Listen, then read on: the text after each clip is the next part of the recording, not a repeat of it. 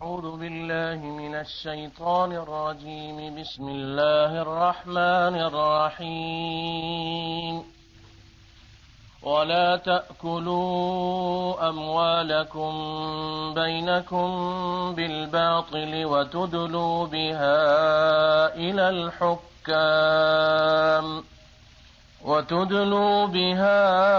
إلى الحكام لتأكلوا فريقا من أموال الناس بالإثم وأنتم تعلمون. ولا تأكلوا أموالكم، اور نہ کھاؤ تم ایک دوسرے کا مال، بینکم آپس میں، بالباطل ناجائز طریقے سے،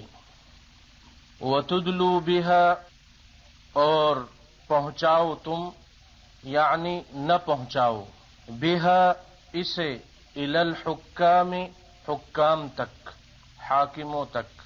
لتأکلوا تاکہ تم کھاؤ، فریقا کچھ حصہ، من اموال الناس لوگوں کے مالوں میں سے، بالاسم گناہ اور زیادتی کے ساتھ، وَأَنْتُمْ تَعْلَمُونَ اور تم جانتے ہو۔ یہ سورہ بقرہ کی آیت نمبر 188 ہے، اور اس آیت کا سب سے پہلے حل لغات ہم پڑھیں گے، اور اس کے بعد اس آیت کا ربط ما قبل اور ما بعد سے، اور سب سے آخر تیسرے نمبر پہ اس کی تفسیر انشاءاللہ ہم پڑھیں گے۔ حل لغات میں سب سے پہلے لا تأکلوا، یہ مضارع منفی کا صیغہ ہے،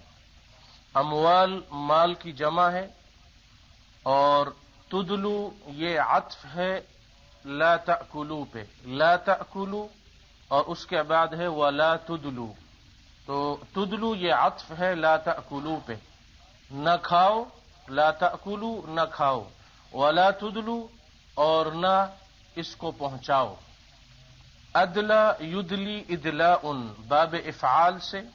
ذریعہ بنانا، یعنی کسی چیز کو کسی مقام تک پہنچنے کے لیے ذریعہ، وسیلہ اور واسطہ بنانا۔ اس کا اصل مادہ دال لام واو دلو ہے، اور دلو مصدر ہے، مؤنث ہے اور کبھی کبھی مذکر بھی آتا ہے، اور یہ اگر نصر ینصر کے باب سے ہو تو پھر دلا یدلو دلون ہوتا ہے۔ اس کا اصلی جو معنی ہے لغت میں وہ ہے کنویں میں ڈول لٹکانا جس سے پانی نکالا جاتا ہے، چمڑے کا مشکیزہ یا ڈول جس سے پانی کنویں سے نکالا جاتا ہے، یعنی وہ ذریعہ ہے پانی کے نکالنے کا، اس کو دلو کہتے ہیں۔ یوسف علیہ الصلاۃ کے قصے میں سورہ یوسف کی آیت نمبر 19 میں یہی لفظ دلو آیا ہے، فَأَدْلَى دَلْوَةً، اور دلوہ اور دلو قرآن میں صرف ایک ہی جگہ آیا ہے جو کہ سورہ یوسف کی یہ آیت نمبر 19 ہے۔ اس کے علاوہ کہیں اور قرآن میں یہ لفظ اس صورت میں نہیں آیا، اس صیغے سے اور اس طریقے پہ نہیں آیا۔ تو دلو اس سے ہے تدلو، یعنی کسی چیز کو واسطہ اور ذریعہ بنانا، اور اس ذریعے سے اور اس واسطے سے کسی کا قرب حاصل کرنا۔ تو کسی کے قریب جانے کے لیے یا کسی کا قرب حاصل کرنے کے لیے یا اپنا کوئی کام کرنے یا کروانے کے لیے جو ذریعہ، جو طریقہ اور جو سبب اختیار کیا جاتا ہے، اس کے بارے میں لفظ تدلو کو یہاں لایا گیا ہے۔ اور دلو کا لفظ جب آیا تو ہم نے یہ سمجھا کہ قرآن میں دلو یا دلوہ یہ ایک ہی جگہ سورہ یوسف کی آیت نمبر 19 میں ہے، جہاں یوسف علیہ الصلاۃ کے بارے میں ہے کہ وہ کنویں میں تھے، اور جب ایک قافلہ جو گزر رہا تھا اس نے وہ ڈول پانی کا کنویں میں لٹکایا پانی کے لیے، تو وہاں یوسف علیہ الصلاۃ موجود تھے۔ فَأَدْلَى دَلْوَةً قَالَ يَا بُشْرَى هَذَا غُلَامٌ، تو جب انہوں نے ڈول کھینچا اور ڈول جب اوپر آیا تو دیکھا کہ اس میں ایک خوبصورت نوجوان بچہ بیٹھا ہوا ہے جو کہ یوسف علیہ السلام تھے۔ تو اونٹ چونکہ عرب کے ہاں معروف جانور تھا اور اس سے وہ سارا کام کاج لیا کرتے تھے، تو صحیح مسلم کی ایک حدیث میں سرکار دو عالم علیہ الصلاۃ والسلام کا یہ ارشاد ہمیں ملتا ہے جب ایک شخص نے پوچھا کہ یا رسول اللہ ما حق الابل قال حلبها على الماء وإعارة دلوها، ارشاد فرمایا کہ اونٹوں کے ذریعے کنویں سے جو پانی نکالا جاتا ہے اور جو ڈول لٹکائے جاتے ہیں، اگر وہ کوئی شخص تم سے مانگے تو تم دینے سے انکار نہ کرو، اگر پانی مانگے تو پانی دے دیا کرو، اور اگر وہ پانی کا ڈول مانگے تو وہ بھی تم اس کو دے دیا کرو۔ وَإِعَارَةُ دَلْوِهَا، تو دلو کا لفظ یہاں صحیح مسلم کی اس حدیث میں موجود ہے۔ اور ایک دوسری متفق علیہ حدیث میں ایک صحابی یہ بتاتے ہیں کہ رسول کریم صلی اللہ علیہ وسلم نے ایک مرتبہ انہی کے ہاں ان کے کنویں میں جو ڈول لٹکایا گیا اور اس سے جو پانی باہر آیا، اس پانی سے سرکار دو عالم علیہ الصلاۃ والسلام نے کچھ حصہ لیا اور اس پانی کو اپنے منہ مبارک میں، جس طرح کہ کوئی شخص پانی پیتا ہے تو منہ بھر کے آپ صلی اللہ علیہ وسلم نے وہ پانی لیا، اور اس کے بعد ازراہ مذاق، یہ صحابی ہیں، ان کے منہ پہ پھوار سی آپ علیہ الصلاۃ والسلام نے ماری اپنے منہ کے اس پانی کی۔ تو گویا کہ اگر ماحول اور حالات اجازت دیں تو اس قسم کا مذاق بھی جائز ہے، جو کہ رسول کریم علیہ الصلاۃ والسلام نے محمود ابن ربیع رضی اللہ عنہ کے ساتھ کیا۔ یہ کہتے ہیں انی لأعقل مجة مجها رسول اللہ صلی اللہ علیہ وسلم من دلو فی دارنا، ہمارے گھر میں جو کنواں تھا اس کے ڈول سے جو آپ علیہ الصلاۃ والسلام نے پانی لیا، تو لأعقل مجة مجها اپنے منہ میں لے کے انہوں نے پھر میرے منہ پہ اس پانی کو پھینکا۔ اور یہ پانی کا ڈول، اس کو خواب میں دیکھنا، اس کے بارے میں ایک اور متفق علیہ حدیث میں خود آپ علیہ الصلاۃ والسلام یہ ارشاد فرماتے ہیں کہ بینما انا نائم رأیتنی علی قلیب وعلیہا دلو فنزعت منها ما شاء اللہ ثم اخذها ابن ابی قحافہ فنزع منها ذنوبا او ذنوبین وفي نزعه ضعف والله يغفر له ثم استحالت غربا فأخذها عمر بن الخطاب فلم أر عبقريا من الناس ينزع نزع عمر بن الخطاب حتى ضرب الناس بعطن۔ ارشاد فرمایا کہ میں نے خواب دیکھا،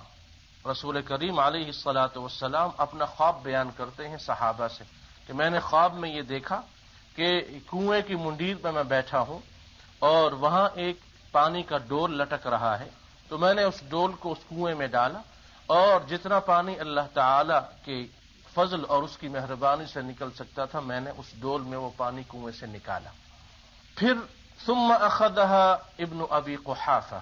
پھر ابو بکر رضی اللہ عنہ نے اس ڈول کو کنویں میں ڈالا اور فنزع منها ذنوبا او ذنوبین، تو آپ رضی اللہ عنہ نے تھوڑا سا پانی اس کنویں میں سے نکالا اور ارشاد فرمایا سرکار دو عالم علیہ الصلاۃ والسلام نے کہ وفی نزعه ضعف، میں نے دیکھا کہ ان کا ڈول کھینچنے کا انداز اس میں ذرا کمزوری تھی۔ واللہ یغفر له، اللہ تعالی ان کی مغفرت فرمائے۔ یہ ایک دعائیہ جملہ ہے جو محبت اور شفقت کے انداز میں آپ علیہ الصلاۃ والسلام نے ابو بکر رضی اللہ عنہ کو دیا۔ ارشاد فرمایا کہ اس کے بعد عمر رضی اللہ عنہ جب آئے اور انہوں نے جب اس پانی کے ڈول کو کنویں میں ڈال کر اس سے پانی نکالا تو فرمایا کہ فلم ارى عبقريا من الناس، میں نے لوگوں میں ان جیسا شہزور دوسرا کوئی نہیں دیکھا جو ان جیسا کام کر سکے، اور انہوں نے اتنا پانی نکالا کہ حتی ضرب الناس بعطن، لوگ سارے کے سارے خود بھی سیراب ہو گئے اور لوگوں کے مال مویشی بھی سیراب ہو گئے۔ اس کی تعبیر میں مفسرین اور علماء نے ارشاد فرمایا کہ ابو بکر رضی اللہ عنہ کی خلافت میں اسلام اتنی تیزی سے نہیں پھیلا جتنی تیزی اور شدت اور قوت سے عمر رضی اللہ عنہ کی خلافت میں اسلام پھیلا، اور چونکہ ابو بکر رضی اللہ عنہ کی طبیعت میں نرمی تھی، اس کے مقابلے میں عمر رضی اللہ عنہ کی طبیعت میں سختی تھی، تو اس کی طرف بھی یہاں اشارہ ہے کہ عمر رضی اللہ عنہ کی عبقری شخصیت، عبقری کے معنی ہوتے ہیں ایک مایانات شہرہ آفاق، اور وہ شخصیت کے جو کبھی کبھار پیدا ہوتی ہے، وہ کہ جو دیدور ہوتا ہے چمن کا، جس کے لیے نرگس 1000 سال روتی ہے، تب جا کے اللہ کی مہربانی کے بعد ایک دیدور چمن میں پیدا ہوتا ہے۔ تو آپ علیہ الصلاۃ والسلام نے سیدنا عمر رضی اللہ عنہ کے بارے میں عبقری کا لفظ استعمال کیا، اور یہی وہ دلو ہے پانی کا، وہ ڈول ہے جس کے بارے میں صحیح بخاری کی ایک حدیث میں سیدنا عثمان رضی اللہ عنہ کے بارے میں وہ حدیث ہمیں ملتی ہے جو مدینے کے اس کنویں کے بارے میں ہے، جس کے بارے میں آپ علیہ الصلاۃ والسلام نے ارشاد فرمایا تھا کہ من یشتری بئر روما، کون ہے جو بیر روما کو اس یہودی سے خرید کے مدینے والوں کے لیے اس کو وقف کر دے، فیکون دلوہ فیہا کدلاء المسلمین، اس کنویں سے جتنا پانی بھی ڈول کے ذریعے نکالا جاتا رہے گا یہ ہمیشہ ہمیشہ صدقہ جاریہ بنے گا اس کے لیے جو اس کو خریدے۔ فاشتراھا عثمان رضی اللہ عنہ، تو سیدنا عثمان رضی اللہ عنہ نے اس کنویں کو خریدا، اور اس کنویں کے خریدنے کے بعد انہوں نے اس کو وقف کر دیا۔ آج بھی قدیم حالت میں یہ وہ کنواں ہے جو عثمان رضی اللہ عنہ نے خریدا۔ دلو پانی کا ڈول، مشکیزہ جس کے اندر پانی ڈالا جاتا ہے، خواہ وہ کنویں کے ذریعے نکالا جائے یا ویسے ہی اس میں پانی رکھا جائے، لیکن اس کا اصل مادہ دلو اور اس کا اصل معنی وہی ہے کہ وہ ڈول جس سے کنویں سے پانی نکالا جاتا ہے۔ اور اس وقت وہ حدیث بھی ہمارے سامنے ہے جو صحیح بخاری میں بھی موجود ہے اور صحیح مسلم میں بھی موجود ہے کہ صحابہ رضی اللہ عنہم یہ کہتے ہیں کہ بینما نحن فی المسجد مع رسول اللہ صلی اللہ علیہ وسلم اذ جاء اعرابی فقام یبول فی المسجد، صحابہ رضی اللہ عنہم آپ علیہ الصلاۃ والسلام کے ساتھ مسجد میں بیٹھے ہوئے تھے کہ ایک بدو آیا اور اس نے کھڑے ہو کے مسجد میں پیشاب کرنا شروع کر دیا۔ فقال اصحاب رسول اللہ صلی اللہ علیہ وسلم مہ مہ، صحابہ رضی اللہ عنہم غصے کے عالم میں لپکے اور جا کے اسے برا بھلا کہنا شروع کر دیا، جس کو یہاں مہ مہ کے محاورے والے الفاظ سے حدیث میں اس کی تشبیہ بیان کی گئی ہے۔ تو قال رسول اللہ صلی اللہ علیہ وسلم لا تزرموه دعوه، اسے برا بھلا مت کہو، اس کو چھوڑ دو۔ فترکوه حتی بال، صحابہ نے اس کو چھوڑ دیا یہاں تک کہ وہ پیشاب سے فارغ ہو گیا۔ یہ رحمت دو عالم علیہ الصلاۃ والسلام کی یہ رحمت اور شفقت ہے کہ آپ نے صحابہ رضی اللہ عنہم سے کہا کہ اس کو پیشاب کرنے دو۔ طبی اصول بھی یہ بتاتے ہیں کہ پیشاب کے دوران کسی کو روکنا یہ بہت زیادہ مضر اور خطرے اور صحت کے خلاف بات ہے، اور آپ علیہ الصلاۃ والسلام تو رحمت للعالمین تھے، اس لیے آپ نے صحابہ رضی اللہ عنہم کو منع کیا کہ یہ بدو ہے اور اس کو آداب مسجد کا ابھی علم نہیں ہے، اس لیے اسے پیشاب کرنے دو۔ ثم ان رسول اللہ صلی اللہ علیہ وسلم دعا، جب پیشاب سے وہ فارغ ہو گیا تو آپ علیہ الصلاۃ والسلام نے اسے بلایا اور بلا کے بڑی محبت اور شفقت سے ارشاد فرمایا کہ ان هذه المساجد لا تصلح لشيء من هذا البول ولا القدر انما هي لذكر الله عز وجل والصلاة وقراءة القرآن، کہ یہ مسجدیں اس لیے نہیں بنائی گئیں کہ یہاں کوئی گندگی پھیلائے اور پیشاب کرے، بلکہ مسجد میں نماز پڑھی جاتی ہے، اللہ کا ذکر کیا جاتا ہے، قرآن کی تلاوت کی جاتی ہے۔ تو بعض اور روایات میں یہ آتا ہے کہ اس بدو نے بعد میں صحابہ سے کہا کہ تم لوگوں نے تو مجھے کہیں کا نہیں چھوڑا تھا، یہ تو سرکار علیہ الصلاۃ والسلام کی رحمت تھی کہ مجھے یہ اندازہ لگا کہ ہاں واقعی شفقت اور رحمت کرنے والے لوگ بھی موجود ہیں، اور واقعی یہی رسول برحق صلی اللہ علیہ وسلم ہے۔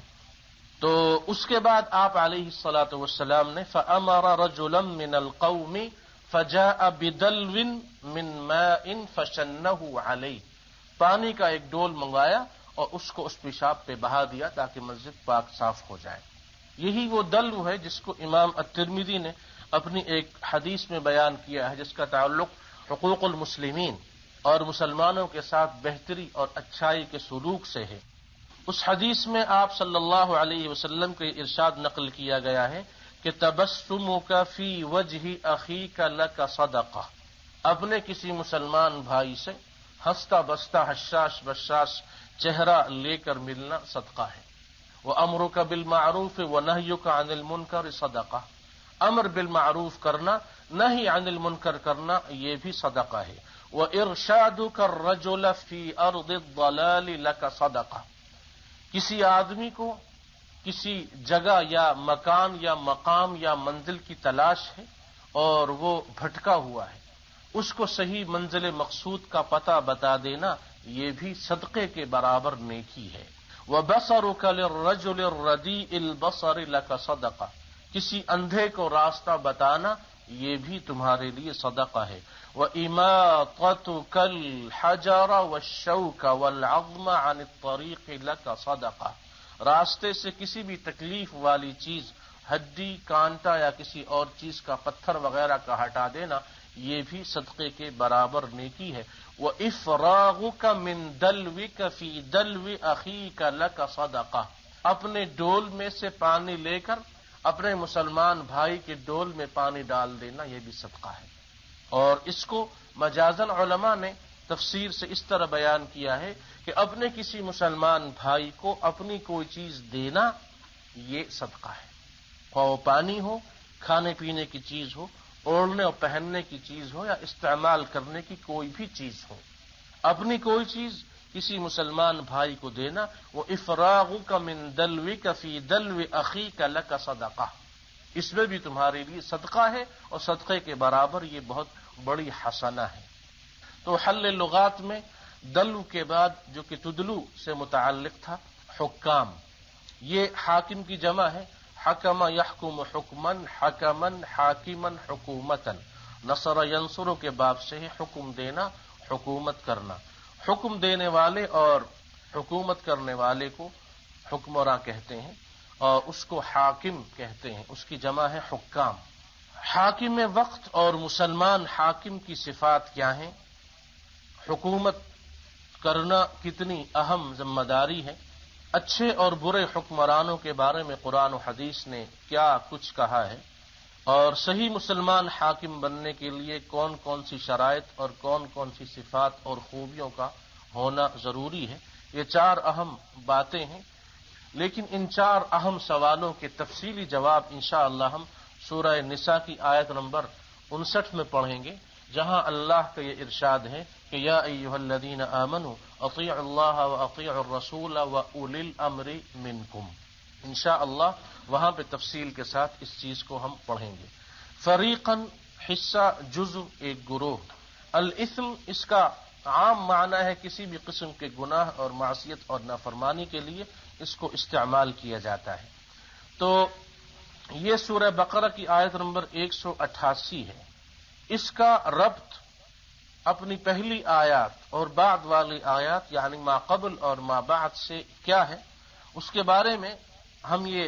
جاننا چاہتے ہیں، اور ہمارے لیے جاننا ضروری ہے، اور ہم نے پڑھا اور سمجھا ہے کہ گزشتہ آیات جو ہم نے پڑھی ہیں ان میں روزوں کا بیان تھا، یا ایھا الذین آمنوا کتب علیکم الصیام کما کتب علی الذین من قبلکم لعلکم تتقون، جو اہم عبادت اور اسلام کے ارکان میں سے ایک اہم رکن ہے۔ درمیان میں ضمناً ایک اور اہم عبادت دعا کا ذکر تھا، وَإِذَا سَأَلَكَ عِبَادِي عَنِّي فَإِنِّي قَرِيبٌ۔ اس کے بعد اعتکاف کے مسائل تھے، وَلَا تُبَاشِرُوهُنَّ وَأَنْتُمْ عَاكِفُونَ فِي الْمَسَاجِدِ۔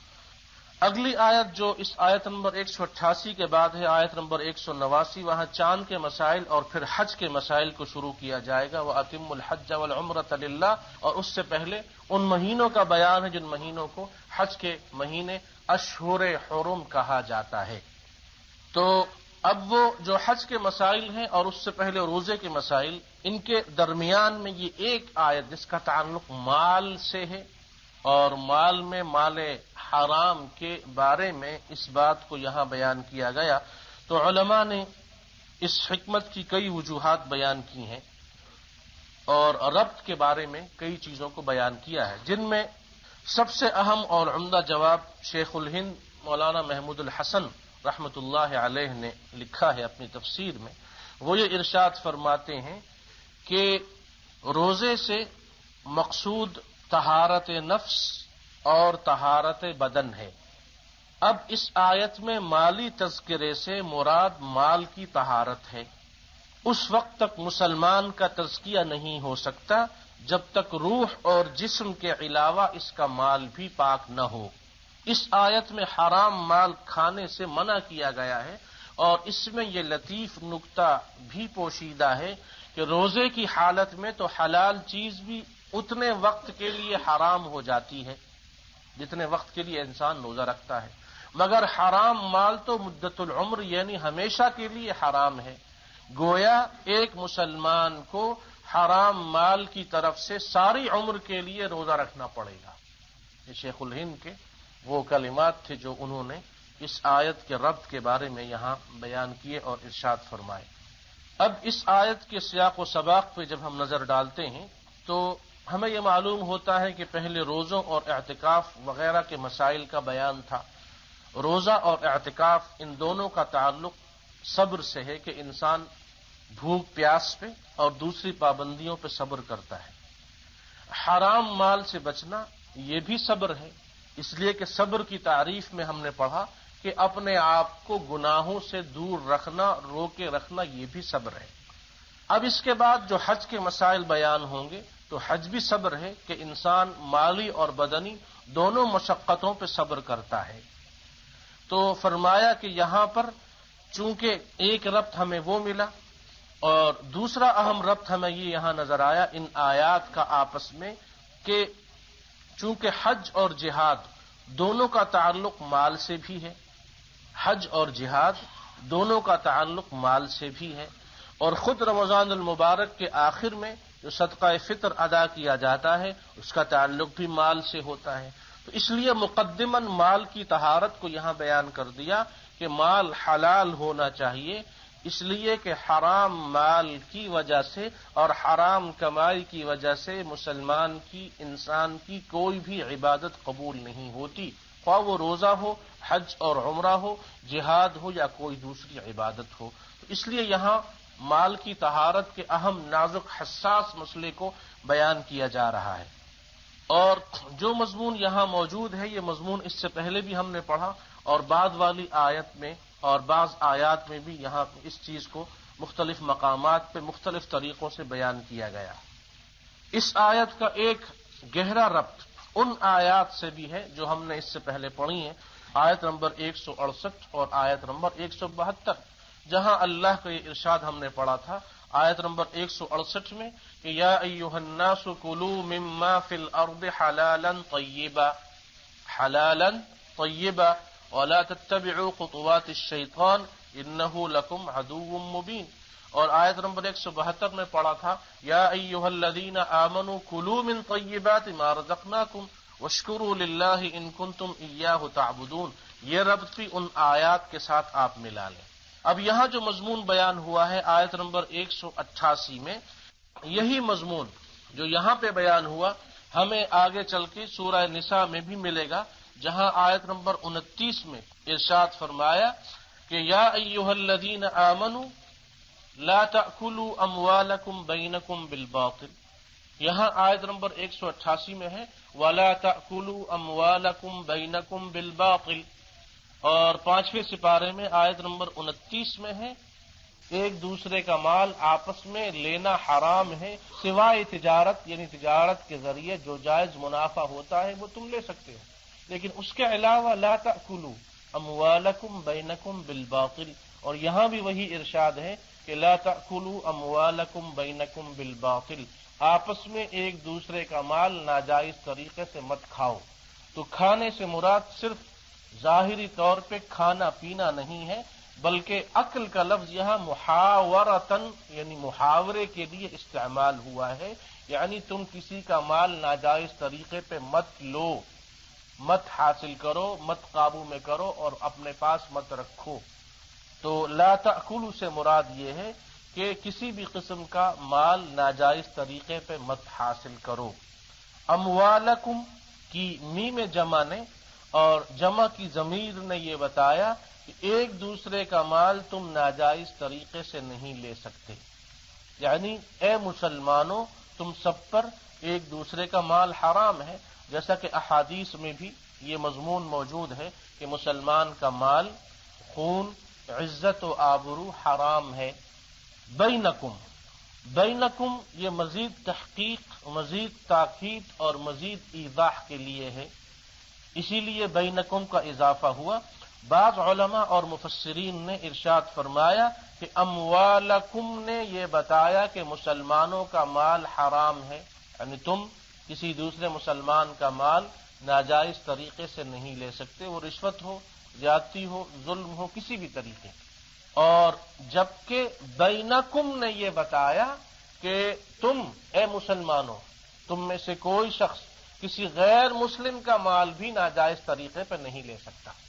یہ نہیں کہ غیر مسلم کا مال تمہارے لیے حلال ہے، جب بھی چاہا تم نے چوری، ڈاکہ یا زبردستی اس کا مال لے لیا، نہیں۔ اموالکم میں تاکید ہے مسلمانوں کے لیے کہ آپس میں ایک دوسرے کا مال ناجائز طریقے سے نہیں لے سکتے، اور بینکم نے یہ بتایا کہ کسی غیر مسلم کا مال بھی ناجائز طریقے سے تم نہیں لے سکتے، سوائے حالت حرب کے، اس کے مخصوص احکامات ہیں۔ عام حالت میں کسی غیر مسلم کا مال بھی ناجائز طریقے سے حاصل کرنا یہ بھی حرام اور شدید اور بڑا گناہ ہے۔ ناجائز طریقے سے مال حاصل کرنا گناہ عظیم ہے، کبیرہ گناہوں میں یہ بڑا شدید گناہ ہے، اس کا وبال اور عذاب بھی شدید ہے۔ حرام مال کے کمانے کے مختلف ذرائع ہیں اور مختلف طریقے ہیں۔ ان طریقوں میں سب سے شدید اور خطرناک طریقہ اور ذریعہ رشوت ہے، جس کو اس آیت میں، آج کی آیت نمبر 188 میں بیان کیا جا رہا ہے۔ اگرچہ ناجائز طریقے سے کوئی بھی طریقہ ہو، جھوٹ کے ذریعے، دھوکہ اور فریب کے ذریعے، زبردستی اور طاقت و قوت کے ذریعے، سیاست اور حکومت کے ذریعے، چوری اور ڈاکے کے ذریعے، جھوٹے اور ناجائز ناموں کے ذریعے، حرام کاری کے ذریعے، سود اور جوئے کے ذریعے، یا کسی بھی قدیم و جدید طریقے اور ذرائع سے حرام شدہ مال، اس سے حاصل شدہ مال جو کہ حرام ذریعہ ہو، بہرحال یہ تو حرام ہے اور یہ حلال نہیں ہو سکتا۔ اور یہ بھی بتا دیا گیا کہ حرام مال کا انجام بہرحال جہنم ہی ہے۔ وہ جسم اور وہ لوگ جو حرام کمائی یا حرام کمائیوں پہ پلتے ہیں، اور وہ لوگ کہ جو ظالموں اور فساق و فجار، کفار و منافقین کی حمایت کر کے ناجائز طریقے پر پیسہ اور مال کماتے ہیں، اور وہ لوگ کہ جو رشوت کے ذریعے یا کسی اور طریقے پہ ناجائز مال کماتے ہیں، غرض ہے کہ حرام مال کسی بھی طریقے پہ کمایا جائے، کسی بھی ذریعے سے حاصل کیا جائے، وہ بہرحال حرام ہے۔ اور جو جسم حرام پہ پلتا ہے اس کا بہترین اور اصل ٹھکانہ جہنم ہی ہے۔ اسی لیے آپ علیہ الصلاۃ والسلام نے ارشاد فرمایا کہ کل جسد نبت من سحت فالنار اولا بہ، ہر وہ جسم جو حرام پہ پلے اس کے لیے بہتر اور اصل ٹھکانہ جہنم ہی ہے۔ ہر وہ جسم جو حرام پہ پلے، تو جس طرح قرآن نے یہ کہا کہ لا یغرنک تقلب الذین کفروا فی البلاد، تم لوگوں کو کافروں کا ملک گھومنا اور چکر لگانا اور ادھر ادھر قبضہ کرنا اور طاقت اور حکومت اور کسی اور ذریعے سے اپنی حکومت کو اور اپنے احکامات کو نافذ کرنا، لا یغرنک تقلب الذین کفروا فی البلاد، کفار کی اور اللہ کے دشمنوں کی یہ نقل و حرکت تمہیں کہیں دھوکے میں نہ ڈالے، متاع قلیل، یہ تو تھوڑے سے عرصے کی بات ہے، اللہ نے ان کو ڈھیل دی ہوئی ہے۔ تو اسی طرح کسی بڑے مجرم یا حرام خور کا ہر سال عمرے اور حج کے لیے آنا، یہ کہیں تمہیں دھوکے میں نہ ڈالے، اس لیے کہ اب تو عمرہ کرنا، اس کو عمرہ کلچر یا فیشن یا سیاسی عمرہ کہا جاتا ہے، تو بڑے بڑے مجرم اور اللہ اور رسول اور دین کے بڑے بڑے دشمن ہر سال حاضری دینے یہاں آتے ہیں، اس لیے کہ حرام خور اللہ کا دشمن ہے کہ اللہ کی حدوں کو توڑتا ہے، اور اللہ کو اس لیے بھی برا لگتا ہے کہ وہ نہ صرف حقوق اللہ کو پامال کرتا ہے بلکہ حقوق العباد کو بھی پامال کرتا ہے، اس لیے کہ بندوں کا مال ناجائز طریقے سے وہ حاصل کرتا ہے۔ تو اس آیت میں حرام خوری اس خاص ایک حالت اور صورت اور کیفیت کو بیان کیا گیا جس کو عرف عام میں رشوت کہا جاتا ہے. اور ناجائز مال کا کوئی بھی ذریعہ ہو عموماً اور رشوت ہو خصوصاً، اس کے برا ہونے کے لیے ایک لفظ ہی کافی ہے جو اس آیت میں موجود ہے، جو ہے باطل. یعنی کسی بھی قسم کی برائی اور کسی بھی قسم کی پامالی اور کسی بھی قسم کی اللہ سے بغاوت اور اللہ کے حکموں کو توڑنے کے لیے علماء نے ارشاد فرمایا کہ اس سے زیادہ جو معنی لفظ عربی زبان اور قرآن میں اور کوئی نہیں ہے، باطل. اس لیے یہاں پہ باطل کے لفظ کو استعمال کیا گیا کہ حرام طریقے سے مال کمانا یہ کوئی معمولی گناہ نہیں ہے، بلکہ اتنا بڑا گناہ ہے کہ اس کو اللہ تعالی حق کے مقابلے کے لیے استعمال ہونے والے لفظ سے تشبیہ دیتا ہے جو کہ باطل ہے. اس سے بڑی شدت اور اس سے بڑی وعید اور کیا ہو سکتی ہے حرام مال کے لیے اور حرام ذرائع سے مال کمانے والوں اور مال حاصل کرنے والوں کے لیے. وَلَا تَأْكُلُوا أَمْوَالَكُمْ بَيْنَكُمْ بِالْبَاطِلِ. اسی لیے آخری خطبے میں آپ علیہ الصلاۃ والسلام نے ارشاد فرمایا ان دماءکم واموالکم واعراضکم حرام علیکم کحرمت یومکم ھذا فی شہرکم ھذا فی بلدکم ھذا. جیسے مکہ اور ارض حرمین اور حدود حرم محرم ہے، اور جس طرح ذی الحج کا مہینہ محرم ہے، اور جس طرح آج کا یہ دن محرم ہے، اسی طرح ارشاد فرمایا کہ تم سب کا مال، خون، عزت و آبرو ایک دوسرے کے لیے محرم ہے، یعنی حرام ہے. اور آگے چل کے اس کی وضاحت کی کہ وَتُدْلُوا بِهَا إِلَى الْحُكَّامِ. تم اس کو پیش کرتے ہو حاکموں کے سامنے، یعنی کوئی بڑا افسر ہے، ایس پی ہے، وزیر ہے، مشیر ہے، کوئی بڑا آدمی ہے، بڑا افسر ہے، اس کو خوش کرنے کے لیے اور ناجائز طریقے سے کوئی چیز حاصل کرنے کے لیے اس کو جو رشوت کے طور پہ چیزیں پیش کی جاتی ہیں، وہ نقد پیسہ ہو یا تحفے تحائف ہوں یا ان کی خاطر مدارت ہو یا ان کی دعوتیں ہوں یا ان کے بچوں کو گاڑیوں میں ادھر ادھر گھمانا ہو یا ان کی بیویوں اور ان کی اولاد کے لیے ہدیوں اور تحفوں کا خریدنا اور ان کی خدمت میں پیش کرنا ہو، یہ سارا رشوت میں آتا ہے. اور اسلام نے تو اس حد تک سختی کی ہے کہ سرکاری ملازم کے لیے ہدیہ یعنی تحفہ لینا، گفٹ لینا، اس کو اسلام نے رشوت اور حرام قرار دیا ہے. امام مسلم نے صحیح مسلم میں باب باندھا، عنوان اور نام یہ رکھا باب تحریم ہدایا العمال. سرکاری ملازموں کو جو ہدیے دیے جاتے ہیں یہ حرام ہیں. اور اس باب میں وہ حدیث لائے ہیں جس میں یہ آتا ہے کہ استعمل رسول اللہ صلی اللہ علیہ وسلم رجلا من الاسد. قبیلہ اسد کے ایک شخص کو آپ علیہ الصلاۃ والسلام نے زکوٰۃ اور مال کے حاصل کرنے اور لینے کے لیے مقرر کیا کہ تم مال لوگوں سے لیا کرو، یعنی سرکاری ملازم ہو گئے ہو. فلما قدم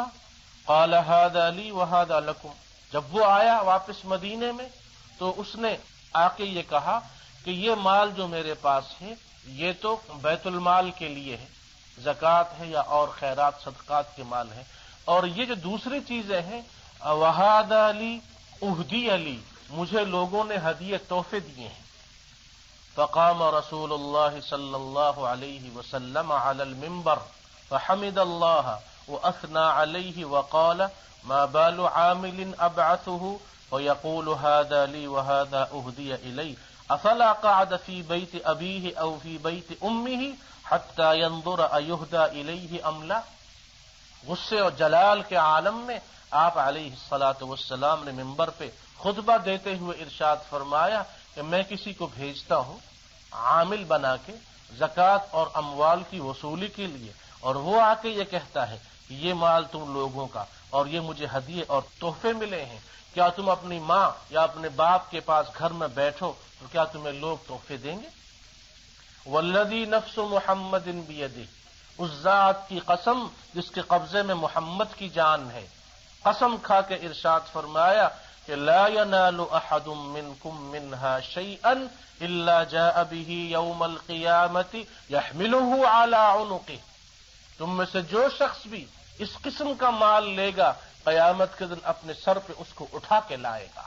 گناہوں کی شکل میں، جس کا ذکر سورہ انعام میں ہے کہ وَهُمْ يَحْمِلُونَ أَوْزَارَهُمْ عَلَى ظُهُورِهِمْ، کچھ مجرم ایسے آئیں گے کہ اپنے گناہوں کا بوجھ اپنی پیٹھ پہ انہوں نے لدا ہوا ہوگا۔ أَلَا سَاءَ مَا يَزِرُونَ، کیا بری وہ چیز ہے جو انہوں نے اٹھائی ہوئی ہے۔ اس کے بعد ارشاد فرمایا کہ کہیں ایسا نہ ہو کہ تم میں سے کوئی شخص اپنے کندھے پہ بیل، بکری یا گائے اٹھا کے لائے، وہ جو اسے کسی نے یوں ہی ہدیے میں دی تھی۔ اس کے بعد آپ علیہ الصلاۃ والسلام نے اپنے ہاتھ اتنے بلند کیے کہ آپ کی بغلوں کے نیچے کا حصہ نظر آنے لگا، اور 2 مرتبہ ارشاد فرمایا اللہم حل بلغت، اللہم حل بلغت، اے اللہ تو گواہ ہے میں نے بات پہنچا دی۔ سرکاری ملازم جو ہدیہ لیتا ہے وہ رشوت ہے اور وہ حرام ہے، اور قیامت کے دن اپنے سر پہ اٹھا کے اس کو لائے گا اور اس کو جہنم میں پھینک دیا جائے گا۔ آپ علیہ الصلاۃ والسلام نے ارشاد فرمایا چھوٹے چھوٹے ہدیوں کی یہ کیفیت ہے، وہ لوگ کہ جو ملکوں کے ملک ہضم کر جاتے ہیں اور زمینوں کی زمینیں وہ ہڑپ کر جاتے ہیں اور کروڑوں اربوں روپیہ قوم کا مال کر لے لیتے ہیں، نہ جانے قیامت کے دن اور جہنم میں ان کا کیا حشر ہوگا۔ تو حرام مال کمانا ناپ تول میں کمی ہے، جھوٹ بول کر یا جھوٹی قسمیں کھا کھا کے مال بیچنا، دھوکہ اور فریب سے تجارت کرنا، ذخیرہ اندوزی کرنا، ایک دوسرے پہ بڑھا چڑھا کے قیمتیں لگانا، یا دوسرے ذرائع جن کو مختلف مقامات پہ ہم نے بیان کیا، حرام کمائی کا کوئی بھی ذریعہ ہو وہ حرام ہے، اور کسی کے فتوے یا کسی کی چالاکی یا عیاری اور مکاری سے کوئی حلال حرام نہیں ہوتا اور حرام حلال نہیں ہوتا۔ اسی لیے حدیث میں ارشاد فرمایا ان الحلال بین و ان الحرام بین، حلال بھی واضح ہے، حرام بھی واضح ہے، وبینہما امور مشتبہات، کچھ چیزیں ان دونوں کے درمیان مشکوک ہیں، اور مسلمان کو مشکوک اور شبہ والی چیز سے بھی دور رہنا چاہیے، اس لیے کہ من وقع فی الشبہات وقع فی الحرام، جو شبہ والی چیز میں پڑ گیا گویا کہ وہ حرام چیز میں پڑ گیا۔ تو حرام کمانے کے لیے جو لوگ عدالت، کچہری، کورٹ وغیرہ میں وکیلوں کے ذریعے یا کسی اور ذریعے یا رشوت وغیرہ دے کے زمینوں یا پیسوں یا دوسری چیزوں کا لین دین کرتے ہیں اور حرام طریقے پہ زمینیں لیتے اور دیتے اور مال کماتے ہیں، ان کے لیے شدید وعید ہے۔ صحیح بخاری کی ایک حدیث میں ارشاد فرمایا من ظلم من الارض شیئا طوقہ من 7 اراضین، جس کسی شخص نے حرام ناجائز طریقے سے زمین کا ایک چھوٹا سا ٹکڑا بھی ہتھیا لیا، اپنا اثر رسوخ استعمال کر کے، رشوت دے کے یا کسی بھی طریقے پہ، تو قیامت کے دن اس آدمی کے گلے میں 7 زمینوں کے برابر توق ڈال کے کھینچا جائے گا۔ اور اسی طرح دوسری حدیث میں فرمایا من اخذ من الارض شیئا بغیر حق خسف به یوم القیامت الى 7 اراضین، جس آدمی نے ناجائز طریقے سے زمین کا کوئی ٹکڑا لے لیا اور یہ اس کا حق نہیں بنتا تھا، تو قیامت کے دن 7 زمینوں میں اس کو دھسایا جائے گا، اس شخص کو جس نے زمین کا یہ ناجائز ٹکڑا لیا۔ اور اسی طرح صحیح مسلم کی ایک حدیث میں ارشاد فرمایا من اقتطع حق امرئ مسلم بیمینہ فقد اوجب اللہ لہ النار وحرم علیہ الجنہ، جس کسی شخص نے جھوٹی قسم کھا کے کسی دوسرے مسلمان کا مال لیا، اس پر اللہ تعالی جنت کو حرام کر دیتے ہیں اور جہنم کو واجب کر دیتے ہیں۔ فقال رجل وَإِن كَانَ شَيْئًا يَسِيرًا یا رسول اللہ، ایک شخص نے عرض کیا کہ یا رسول اللہ اگر کوئی چھوٹی سی معمولی چیز ہو، فقال وَإِن كَانَ قَضِيبًا مِّنْ أَرَاكَ، ارشاد فرمایا کہ مسواک کے برابر اگر ٹہنی کسی کی تم نے ناجائز لی ہے، اس پر بھی اللہ کے ہاں جنت حرام اور جہنم واجب ہو جاتی ہے۔ مسواک کے برابر ٹہنی کا یہ معاملہ ہے، تو پھر جو زیادہ اور ناجائز طریقے سے دوسرے اموال حرام طریقے پہ کماتے ہیں ان کا کیا ہوگا۔ اسی لیے آپ علیہ الصلاۃ والسلام نے ارشاد فرمایا آج کے دن دنیا میں اگر تم پہ کسی مسلمان بھائی کا حق ہے، مال کا یا تم نے اس کو ستایا ہے، اس کی غیبت کی ہے، اس پہ تہمت لگائی ہے، اس پہ بہتان لگایا ہے، اس کو تکلیف پہنچائی ہے، حقوق العباد، تو اس سے آج ہی معافی مانگ لو، اور کوئی چیز دینی ہے تو آج ہی دے دو،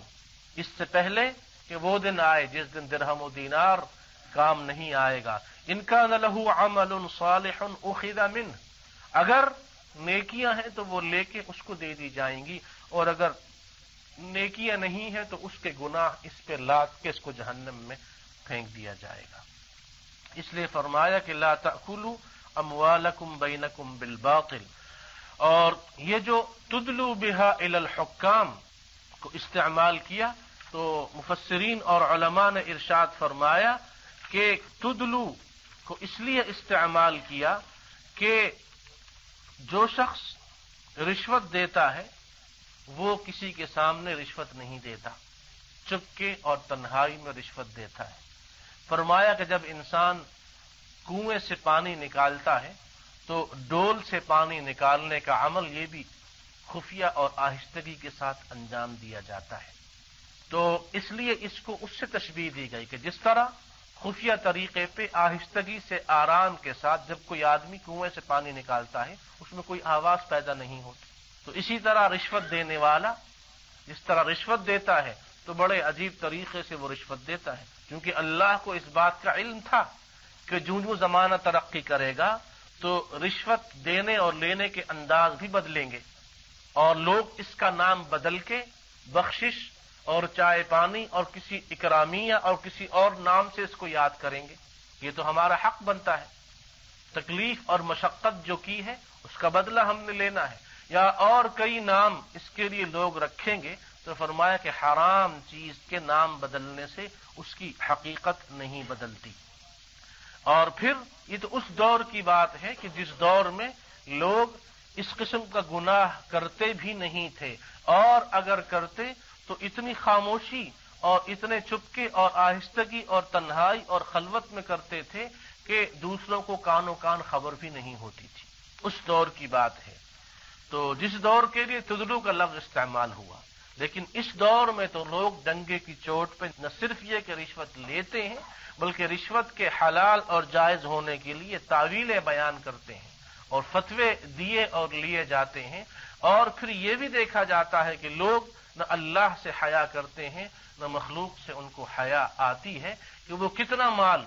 ناجائز طریقے سے لیتے ہیں۔ آئے دن اخبارات میں اور لوگوں کی زبانی یہ سنا جاتا ہے کہ فلاں مقام اور فلاں ملک اور فلاں شہر میں فلاں آدمی نے اتنا ناجائز طریقے پہ مال لیا، قرضہ لیا، زمین لیا، اور ناجائز طریقے سے اس نے حرام کاری کی، لیکن یہ لوگ کہ جو اس ناجائز کام کو کرتے ہیں بالکل حیا اور شرم سے اتنے دور اور اتنے عاری ہو چکے ہیں کہ بالکل اس چیز کو محسوس نہیں کرتے۔ وہ تو قدیم زمانے کے ان لوگوں کے لیے تھا کہ جو لوگ گناہ کرتے ہوئے جھجکتے تھے،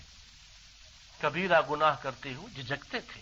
خوف اور شرم محسوس ہوتا تھا، تنہائی میں خفیہ طریقے پہ اندھیرے میں جا کے کوئی گناہ کسی شخص سے سرزد ہو جاتا، بعد میں وہ توبہ کرتا، حقوق العباد کا معاملہ ہوتا تو اس آدمی سے معافی مانگ کے اس کا حق دے دیتا، اللہ کے حکموں کو توڑنا ہوتا اللہ سے معافی مانگ کے توبہ کر لی جاتی۔ لیکن اس دور کا معاملہ تو بالکل مختلف ہے، تو تدلو کا معاملہ وہ اس دور سے متعلق نہیں ہے، وہ تو اس دور سے ہے کہ جس دور کے بارے میں ہم صرف پڑھ سکتے ہیں اور جس کا ہم صرف تصور کر سکتے ہیں۔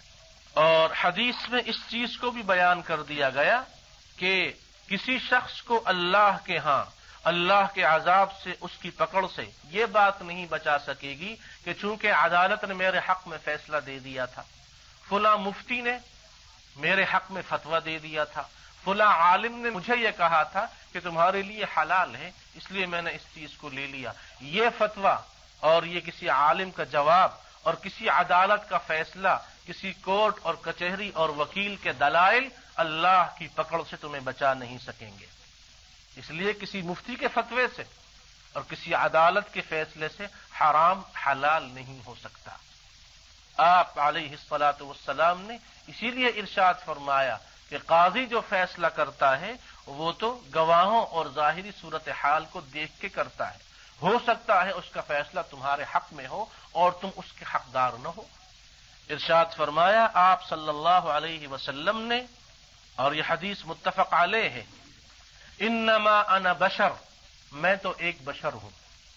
اور وانکم تختصمون الی، تم لوگ اپنے جھگڑے میرے پاس لے کر آتے ہو، ولعل بعضکم ان یکون الحن بحجته من بعض، ہو سکتا ہے تم میں کوئی شخص ایسا ہو جو اپنی بات پیش کرنے کے معاملے میں چرب زبان ہو، خوب بولنے والا ہو، اور دوسرا ساتھی جو ہے، دوسرا فریق وہ کمگو ہو، اس کے پاس کوئی دلائل نہ ہو، فاقضی نحو ما اسمع، جو کچھ میں سنتا ہوں سننے کے بعد فیصلہ کر دوں، فمن قضیت له بحق اخیہ شیئا، میں نے اگر کسی شخص کے لیے اس کے بھائی کا حق اسے دے کر فیصلہ کیا، یعنی یہ فیصلہ جائز نہیں تھا، فلا یأخذہ، تو اسے چاہیے کہ اس چیز کو نہ لے، اس لیے کہ میں نے فیصلہ باتوں اور دلائل اور گواہوں اور شہادت کے بعد کیا ہے، لیکن جس شخص کے حق میں فیصلہ ہوا ہے وہ یہ جانتا ہے کہ وہ اس کا حقدار نہیں ہے، جس کے خلاف فیصلہ ہوا ہے حقدار وہ ہے، تو میں نے اگر کسی کے حق میں فیصلہ دے دیا اسے چاہیے کہ وہ اس چیز کو قبول نہ کرے، اس لیے فَإِنَّمَا أَقْطَعُ لَهُ قِطْعَةً مِّنَ النَّارِ، میں نے اسے جہنم کا ایک ٹکڑا دے دیا ہے۔ جب رسول کریم علیہ الصلاۃ والسلام اپنے بارے میں یہ کہتے ہیں کہ انما انا بشر، میں بھی ایک بشر ہوں، اور فیصلہ کرتے ہوئے مجھ سے بھی لغزش اور بھول ہو سکتی ہے، تو کہیں میری بھول یا لغزش تمہیں اس بات پہ آمادہ نہ کرے کہ تم حرام مال کو حلال سمجھ کر لے لو، اگر میں نے تمہارے یا کسی کے حق میں بھی فیصلہ دے دیا تو یہ اس کے لیے جہنم کا فیصلہ ہے۔ تو اس سے زیادہ شدید وعید اور کیا ہو سکتی ہے؟ ناجائز اور غلط فیصلوں کے بعد حرام مال لینے والوں کے لیے۔ اور ترمذی کی حدیث میں تو رشوت لینے اور دینے دونوں کے لیے ارشاد فرمایا کہ لعن رسول اللہ صلی اللہ علیہ وسلم الراشی والمرتشی، آپ علیہ الصلاۃ والسلام نے رشوت لینے والے اور رشوت دینے والے دونوں پہ لعنت بھیجی ہے۔ جو رشوت لیتا ہے وہ بھی ملعون ہے اور جو رشوت دیتا ہے وہ بھی ملعون ہے، لیکن علماء نے یہاں ارشاد فرمایا کہ رشوت دینے والا وہ شخص لعنت سے دور ہے اور وہ ملعون نہیں ہے اور وہ گنہگار نہیں ہے جو رشوت دینے پہ مجبور ہو، جس کو مجبور کر دیا جائے کہ وہ رشوت دے، مجبوری کی حالت میں اگر وہ رشوت دیتا ہے تو رشوت دینے والے پر گناہ نہیں ہے، رشوت لینے والا حقیقت میں جہنم کا ایک ٹکڑا اور جہنم کی آگ کا ایک حصہ اس رشوت لینے والے سے وصول کر رہا ہے۔ لیکن یہ مجبوری ہر ایک مجبوری نہیں ہو سکتی کہ ہر شخص یہ کہے کہ چونکہ گھر میں ٹیلی فون لگانا ہے اس کے لیے رشوت دینی یہ مجبوری ہے۔ ٹیلی فون لگانا یہ کوئی مجبوری نہیں ہے، مجبوری سے مراد وہ کام ہے جو زندگی کا نہایت ہی اشد اور ضروری کام ہو، اس کے لیے ظاہر ہے ہر شخص خود یہ جان سکتا ہے، کسی مفتی یا عالم سے پوچھنے کی ضرورت نہیں ہے، ہر ایک شخص کو خود یہ پتا ہے کہ یہ کام اشد اور نہایت ضروری ہے کہ نہیں ہے۔ گھر میں پانی کا مسئلہ ہے وہ اشد ضروری ہے، اگر پانی بغیر رشوت کے نہیں آ سکتا تو مجبوری کی حالت میں رشوت دے دی جائے، لیکن جو شخص رشوت دے اپنے کسی اہم اور ضروری کام کو کروانے کے لیے، وہ رشوت کو حرام اور ناجائز سمجھتے ہوئے رشوت دے اور دل میں یہ کہے کہ اے اللہ میں اس کام کو حرام اور ناجائز سمجھتا ہوں، اگر یہ مجبوری نہ ہوتی تو میں اس کام کو کبھی بھی نہ کرتا، اس کو حرام اور ناجائز اور گناہ سمجھتے ہوئے مجبوری کی حالت میں بقدر ضرورت اس کام کو انجام دے۔ لیکن وہ لوگ بدترین مجرم ہیں معاشرے کے جو رشوت لیتے ہیں، نہ صرف یہ کہ یہ اللہ کے حکموں کی پامالی، اللہ سے بغاوت ہے، نہ صرف یہ کہ حقوق العباد کی پامالی ہے کہ اللہ کے بندوں کا مال ناجائز طریقے سے لینا ہے، بلکہ معاشرے کے اندر ایک خطرناک وبا پھیل جاتی ہے کہ لوگوں کے کام جو سرکاری ملازموں اور سرکاری افسروں اور حکومت کے ذمہ دار لوگوں کی ذمہ داری ہے کہ وہ رعایا اور عوام کے کام کریں، اس لیے کہ اس خدمت کی انہیں تنخواہ ملتی ہے، اللہ کے سامنے وہ جواب دیں۔ معاشرے میں یہ بیماری پھیل جاتی ہے کہ وہ لوگوں کی خدمت اور لوگوں کے کام نہیں کرتے جب تک انہیں رشوت نہ دی جائے. رشوت کے عادی ہو جاتے ہیں، اور جو قوم حرام کاری کی عادی ہو جائے اس پہ اللہ کا عذاب نازل ہوتا ہے. ناب تول میں کمی ہے، ایک دوسرے کے حقوق کی پامالی ہے، حرام کاری ہے، ناجائز طریقے سے مال حاصل کرنا ہے. جب یہ معاشرے میں عام ہو جاتا ہے اللہ کی طرف سے عام عذاب آتا ہے، جس سے اس وقت ہم دو چار ہیں. تو حرام اور ناجائز ذرائع سے مال کمانے کی ہمت افزائی نہیں ہونی چاہیے، بلکہ اس کے بارے میں عوام اور خواص سب تک اس بات کو پہنچایا جائے کہ ناجائز طریقے سے کوئی چیز نہ لی جائے، کسی قسم کا تحفہ اور ہدیہ نہ لیا جائے، اور عوام کے ہر فرد اور خواص کے ہر فرد تک حرام مال کی حرمت کی شدت اور اس کی وعید کو پہنچایا جائے کہ وہ لوگ جو حرام مال لیتے اور کماتے اور حاصل کرتے ہیں ان کے لیے اللہ کے ہاں سوائے جہنم کی اور کچھ بھی نہیں ہے. رسمی عبادتیں کر کے وہ اپنے آپ کو جہنم سے بچا نہیں سکتے، جس طرح کے قرآنی آیات اور احادیث نے ہمیں بتایا. وصلی اللہ وسلم علی سیدنا محمد وعلی آلہ وصحبہ اجمعین.